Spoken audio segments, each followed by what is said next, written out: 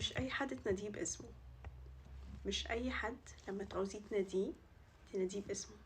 في حاجه كنت بعملها وانا صغيره، بس كنت بعملها من ناحيه الكسوف، بس برضه ما كنتش مجمعه انا مكسوفه ليه.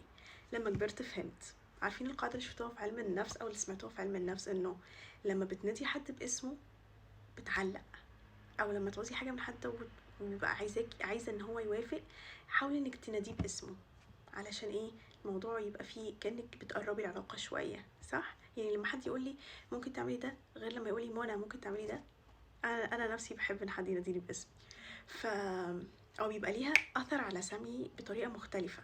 اوكي. فانا لما كنت صغيره في المدرسه كنت مستحيل اي ولد اناديه باسمه، مستحيل. يبقى لو سمحت، يا بعد اذنك، يا بس بس بس. literally بجد. وكنت بتحرج ان انا اقول الاسم او مش عايزه اقول الاسم. لما كبرت I was like برافو، فعلا مش اي حد انك تناديه باسمه.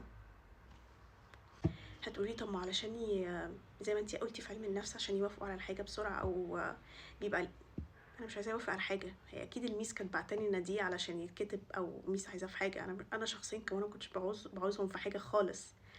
ف literally ما كانتش مستاهله ان انا انادي اي حد باسمه. و still I'm doing this. وفعلا مش سهله، اللي هو like منى she's calling someone by his name او by her name. مش اي حد. تقولي مو ايه الافوار اللي انت فيها دي؟ ما تنادي الاسم عادي. هو ده الفرق بينك وبيني، ما تقارنش نفسك بيا. اوكي. الناس اللي اتضايقت اهدوا.